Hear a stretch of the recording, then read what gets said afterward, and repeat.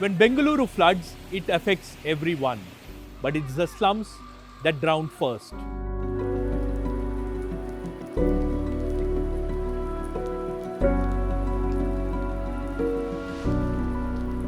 Drains that overflow into homes, roofs that collapse, and almost no preventive or relief measures.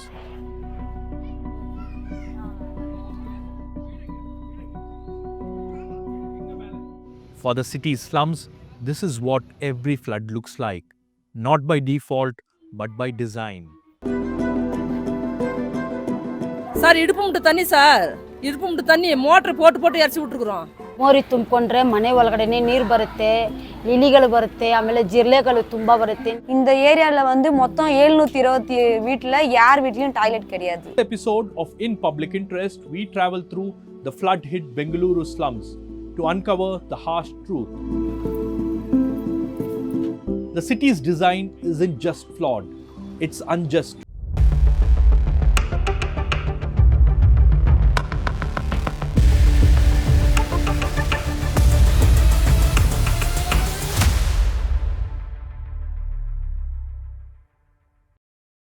Before we begin, I need to pause here. In Public Interest is a new show on the News Minute, a show where I, along with my colleagues, will be covering stories that matter from across South India. Do write to us if you want us to cover an issue or a story from your city or your state. But do remember that it's truly in your interest. It's you, the viewer, the audience, who is sponsoring it, and not a political party or a corporate entity. Scan the QR code or click the link in the description to become a paid subscriber of the News Minute or to contribute to our reporting fund.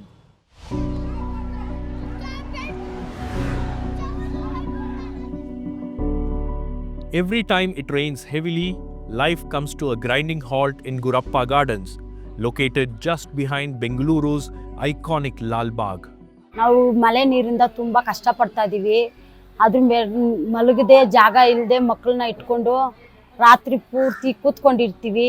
ಆಮೇಲೆ ಮೋರಿ ತುಂಬಿಕೊಂಡ್ರೆ ಮನೆ ಒಳಗಡೆನೆ ನೀರು ಬರುತ್ತೆ, ಇಲಿಗಳು ಬರುತ್ತೆ, ಆಮೇಲೆ ಜಿರ್ಲೆಗಳು ತುಂಬ ಬರುತ್ತೆ, ನೀರಿನ ಹುಳಗಳೆಲ್ಲ ಅದು ಹೆಚ್ಚಾಗಿ ಬರುತ್ತೆ. ಅದರಿಂದ ನಮಗೆ ತುಂಬ ತೊಂದರೆ ಆಗ್ತಾ ಇದೆ. ನೀರು ತುಂಬಿಕೊಂಡು ಮೋರಿ ಕ್ಲೀನ್ ಮಾಡಿ ಹಾಗೇ ಇಲ್ಲ.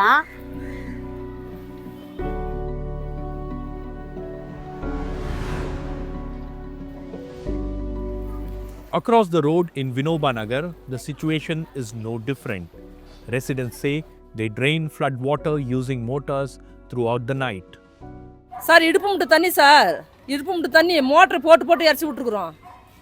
மோட்டர் போட்டு தண்ணி அடிச்சு அந்த கரண்ட் ஷாக் வரைக்கும் அந்த மோட்டரில் குடிக்கிற தண்ணியும் வர்றதில்ல எங்களுக்கு. இந்த மழை தண்ணி பார்த்தா அந்த மழை தண்ணி இந்த மாதிரி ரோல் அடிக்கிறோம் நாங்கள். This is not just a climate crisis. The harsh truth is the city's design is built in such a way that it affects the poor and the marginalized. A study by Sumanto Mondal exposes the discrimination in the design of the city, which makes the slums most vulnerable during the floods. These slum areas were always in the lower lying areas in Bangalore. Now, if you look at Bangalore's altitude map, you will see that some of the highest areas are also synonymous with the most elite areas in Bangalore, from high ground, Sadashiv Nagar, Malleshwaram, Rajaji Nagar, right, all the way to East Bangalore as well. You have the elite areas sitting on top of a hill, while you have the slums always on the periphery and in the lowest lying areas relative to that. And so all the rainwater and any other stuff that flows from the higher lying areas to these lower lying areas. Now my thing was trying to make this argument had to be empirical, which is why I used census data from 2011 and combined it with geographical information systems like Google Earth, along with a topographical heat map of Bangalore, which allows you to see where these valleys and where the high grounds are. And lo and behold, when you put all that data together and place it on that map, you see there's a clear pattern where the slums are always in the lowest lying areas, allowing the sewage to flow from the more elite areas down towards them, and then so on so forth outside the city. Now, the research also showed that this pattern exists all across the city, and it might, at first look, it might seem like it is just the natural topography. But if you see historically how these slums were settled, it was originally the administration that decided where to put these slums. right? And then you start to see that there is a pattern, an intentional pattern of segregation that we see. The study also reveals the city's slums are positioned in the lowest lying areas, which also means it's home to people belonging to the lowered caste. Elevation of Sadashivanagar is 950 meters. Srirampura, which is about 3 kilometers to 4 kilometers away, is 890 meters. So already you're having a variation of at least 60 to 80 meters, and this is where all the slums are. Srirampura, Oakleypura, Kempapura, Agrahara, and you see again Rajajinagar is right next to this, but it is not on an elevated road. You see the stark difference between the grid patterns of the streets here and the crazy chaos of where the slums are. Now, if you go to my study, you will find that those are also the most low-lying areas, and this is where all the slum concentration is also really high. I have marked the elite areas in red. You have Jayanagar, Baswangudi, etc. Now, if you look at the difference between the elite areas, now I'm comparing Baswangudi and the Chikpete, Kempegowda Nagar and Gauripura slums, which is next to the Chamrajpet slums. You will see there's a clear difference in the kind of road patterns that you see. In the developed parts of the elite parts of Bangalore, you have beautiful grid lines, and as soon as you come to the slum areas, you have all sorts of squiggly.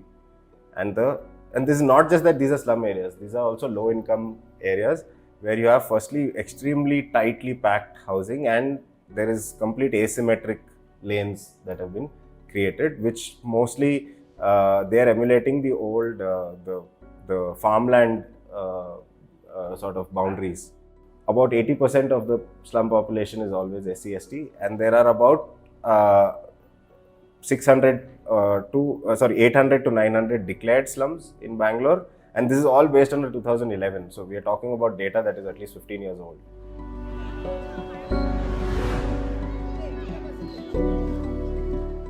ಜೋರು ಮಳೆ ಬಂದರೆ ಮನೆಯೊಳಗೆ ನೀರು ತುಂಬಿಕೊಂಡು ಮಲ್ಕೊಳ್ಳೋಕ್ಕೂ ಜಾಗ ಇಲ್ಲ, ration, ಮಕ್ಕಳು book, ಬಟ್ಟೆ ಗಿಟ್ಟೆ ಎಲ್ಲ ಹಾಳಾಗಿದೆ, ಬೆಡ್ಶೀಟು ಹಾಕೊಳ್ಳೋಕ್ಕೇನು ಚಾಪೆ ಏನೂ ಇಲ್ಲ ನಮಗೆ, ಆ ಥರ ಆಯ್ತೈತೆ.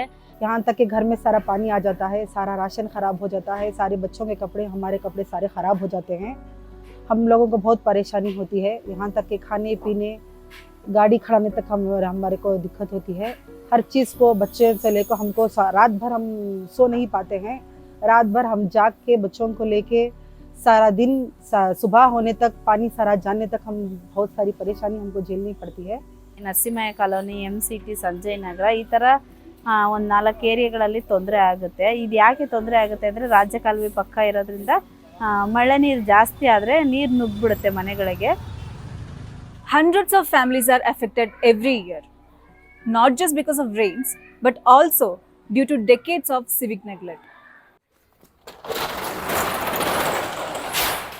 30-year-old Rangila, a resident and an NGO worker, says it's a struggle to get even basic amenities for her area from the BBMP. 13 வருஷமா நான் இங்க இருக்கேன். இங்க வந்து மொத்தம் 159 வீடு இருக்கு. 159 வீட்டில் இருக்கிறவங்களும் எல்லாருமே வேஸ்ட் ஸ்பீக்கர்ஸ் தான். வேஸ்ட் ஸ்பீக்கர்ஸ், ஹவுஸ் பிக்கிங் வேலை செய்கிறவங்க, இந்த சில்லறை கடை, ஸ்ட்ரீட் வெண்டர்ஸு, பௌர கார்மிகாஸ், இவங்க தான் இருக்கிறாங்க. இங்கே வந்து என்ன சுச்சுவேஷன் இருக்குன்னா, இங்கே வந்து பிபிஎம்பியிலேருந்து வந்து எங்களுக்கு வந்து எந்த ஒரு கிடைக்க வேண்டிய எந்த ஒரு சலுகைகளும் எங்களுக்கு வந்து கிடைக்கிறது கிடையாது. இப்போ ஆஃப்டர் 18 இயர்ஸ், 8 வருஷத்துக்கு முன்னாடி இந்த மோரிலாம் க்ளீன் பண்ணாங்க. மோரிலாம் க்ளீன் பண்ணுறது கூட யாரும் வர்றதில்லை. இந்த ஏரியா வந்து மெயின் ரோடுக்கும் சேம்பருக்கும் ரொம்ப டவுனில் இருக்கிறதால மழை பெஞ்சால் எல்லா தண்ணியும் இங்கே தான் வருது. நாங்களாம் ஸ்லம்மில் இருக்கிறவங்க இல்லையா, எங்களை வந்து நாங்கள் எப்படி வேணாலும் இருக்கலாம். நாங்கள் குப்பையிலையும் இருக்கலாம், நாங்கள் சேம்பர்லேயும் இருக்கலாம், மோரிலையும் இருக்கலாம், எலி கூட நாங்கள் வாழலாம்.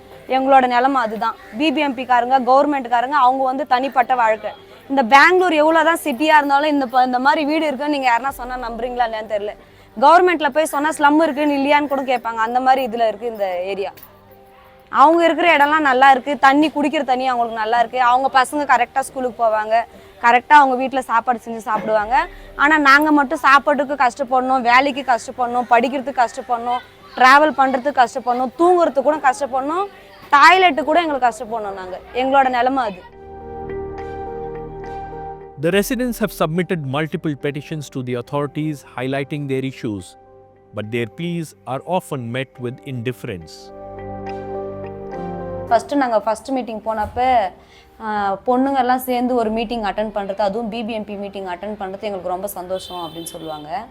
அப்புறம் செகண்ட் மீட்டிங் போகிறப்ப நிறைய லோக்கல் லீடர்ஸு அப்புறம் டிபார்ட்மெண்ட்லேருந்து அவங்கவுங்க வந்தாங்கன்னா அவங்கள பேச வச்சுட்டு அப்புறமா எங்களுக்கு சேர்ப்பாங்க. உங்களுக்கு என்ன பிரச்சனை, ஃபஸ்ட்டு அவங்களுக்கு ஃபஸ்ட்டு செப்பரேட்டாக ஒரு பிபிஎம்பி வார்டு கமிட்டி மீட்டிங்னா ஓவராலாக department, BSc doctors, ward BWSSB, BBMP, இந்த மாதிரி எல்லா பெஸ்காம் இதுலேருந்து ஒரு டிபார்ட்மெண்ட்லையும் ஒருத்தவங்க வருவாங்க. நாங்கள் போகிறப்ப யாருமே இருக்க மாட்டாங்க, நாங்கள் மட்டும் தான் இருப்போம். நாங்கள் எங்களுக்கு மட்டும் மீட்டிங் முடிச்சுட்டு அனுப்பிட்டு அவங்க இது பண்ணுவாங்க. And the irony is, slum areas record maximum voter turnout and they want to be completely ignored by the politicians. No engineer will go there, no commissioner will go there. They don't have the time. Instead, if a small problem comes in the rich people area, they'll go and attend. Even the in-charge minister, the DCM, Shivakumar, he'll go there. He'll go there and he'll see and the problem will be solved. For small reason, not for this people. There is some amount of preparedness just before a monsoon. You will see the local MLAs and the local administration in their own areas taking measures to clear up those drains. But usually it is done as a post-mortem. Once the rain happens, once a couple of people drown, once there is a bunch of damage to vehicles and other people, that's when the next day, once the water recedes, you realize, okay, these are the points that are blocked, and done it. I think to place complete responsibility on the administration is one thing, but then Bangalore had not had a city council for, I don't know, a good couple of years now. And now they are planning to revamp the whole thing and turn it into a greater Bangalore administrative area. I think in some ways that might help, because BBMP, having Bangalore South, North and East, all the three sections have totally different problems. Like I told you, Bangalore South is extremely elite, well planned. The kind of problems they face is totally contrasting to the kind of problems in terms of these amenities and drainage and natural amenities that are available. It has to be seen separately, right? And I don't know if the BBMP was doing that. Flooding doesn't spare anyone. While people at the slum are hit the hardest, it's not easy at the planned layouts either. Residents facing property losses, vehicle damages and poor drainage that cost them lakhs every monsoon.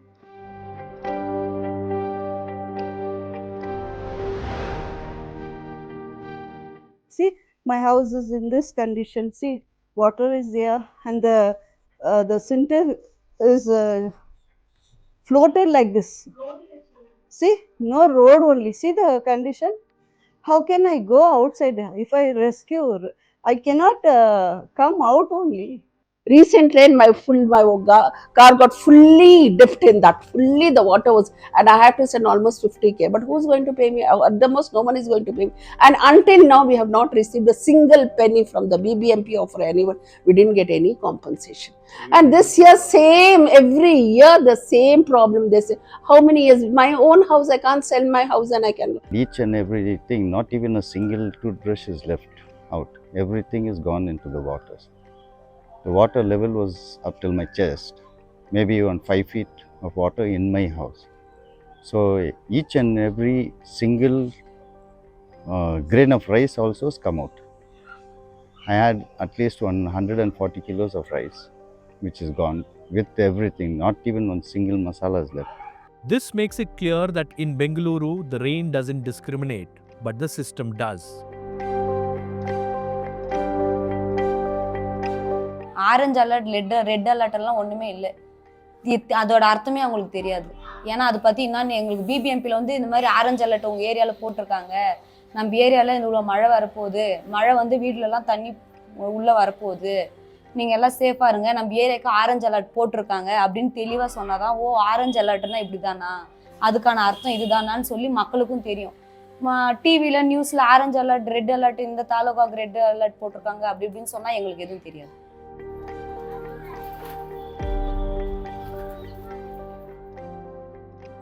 Every year, the story remains the same in Bengaluru, and this is how the city suffers even before the monsoon. But are there any solutions ahead? What does the city lack? And where does the administration go wrong? Do watch the episode of Let Me Explain by my colleague Pooja Prasanna where she breaks down the systemic failure and the solutions. At TNM, we go beyond the surface to bring you stories that matter. And remember, your support keeps us going. Keep supporting us and become a TNM member today. Scan this QR code to subscribe or click the link in the description. Your kind of channels we must watch. And from the time I started watching all these independent news channels, I totally I switched off the Gulam media. That is because they only show hate speech and they only bring in hate to the people. I beg each and everyone to watch independent channel. Just go through her. Thank you.